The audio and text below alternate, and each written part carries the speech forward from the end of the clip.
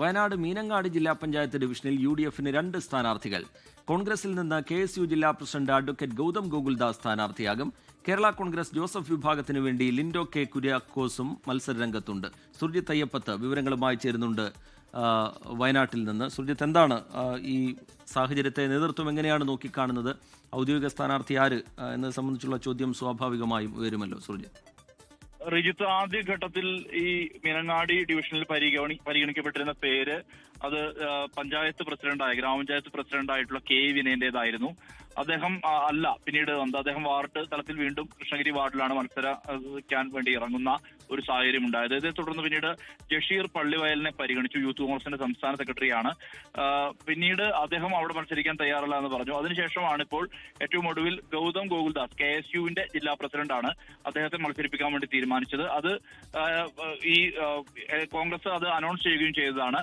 ഇതിന് പിന്നാലെയാണ് ഈ സീറ്റ് കേരള കോൺഗ്രസ് ജോസഫ് വിഭാഗത്തിന് അവകാശപ്പെട്ട സീറ്റാണെന്ന് അവകാശപ്പെട്ടുകൊണ്ട് നേതൃത്വം രംഗത്ത് വരുന്ന സാഹചര്യം ഉണ്ടായത്. കഴിഞ്ഞ 20 വർഷമായി കേരള കോൺഗ്രസ് ജോസഫ് വിഭാഗം മത്സരിക്കുന്ന സീറ്റാണ് മീനങ്ങാടി ഡിവിഷൻ. ഈ ഡിവിഷനിൽ ലിൻഡോ കെ കുര്യാക്കോസ് എന്ന് പറയുന്ന അദ്ദേഹം യൂത്ത് കോൺഗ്രസിന്റെ കൂടി ഭാരവാഹി തന്നെയാണ്.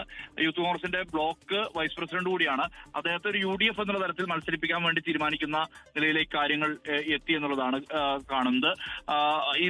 ഈ സീറ്റ് നൽകണമെന്ന് ആവശ്യപ്പെട്ട് PG ജോസഫ് തന്നെ ഇടപെട്ടതാണ്. ജില്ലാ നേതൃത്വവുമായും സംസ്ഥാന നേതൃത്വവുമായും സംസാരിച്ചു. പക്ഷേ എന്നിട്ടും സീറ്റ് വിട്ടുകൊടുക്കാൻ വേണ്ടി തയ്യാറായില്ല എന്നുള്ളതാണ് ഉയരുന്ന ആക്ഷേപം. ഇതേ തുടർന്നാണ് ലിൻഡോ കെ കുര്യാക്കോസിനെ അവതരിപ്പിക്കാൻ വേണ്ടി കേരള കോൺഗ്രസ് തീരുമാനിച്ചത്. ഇപ്പോൾ നിലവിൽ ഓട്ടോറിക്ഷ ചിഹ്നത്തിൽ ലിൻഡോ കെ കുര്യാക്കോസ് മത്സരരംഗത്ത് സജീവമാണ്. ഇതുമായി ബന്ധപ്പെട്ട പോസ്റ്ററുകളൊക്കെ ഇറങ്ങിക്കഴിഞ്ഞു. അപ്പുറത്ത് കൈപ്പത്തി ചിഹ്നത്തിൽ UDF സ്ഥാനാർത്ഥിയായി ഗൗതം ഗോകുൽദാസ് മത്സരരംഗത്തുണ്ട്. ഇരുകൂട്ടരും UDF സ്ഥാനാർത്ഥികൾ എന്നുള്ള അവകാശവാദം ഉന്നയിച്ചുകൊണ്ടാണ് ഇപ്പോൾ ഇങ്ങനെ ഒരു മത്സര ചിത്രത്തിലേക്ക് വന്നിരിക്കുന്നത്.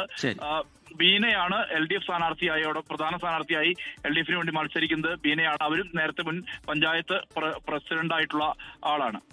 ലോകത്തെവിടെയായാലും ഏത് സമയത്തും 24 വാർത്തകളും ഓഗ്മെന്റഡ് റിയാലിറ്റി പാക്കേജുകളും എക്സ്പ്ലെയിനറുകളും വിശദമായി കാണാൻ ഞങ്ങളുടെ YouTube ചാനൽ നിങ്ങൾക്ക് സബ്സ്ക്രൈബ് ചെയ്യാം.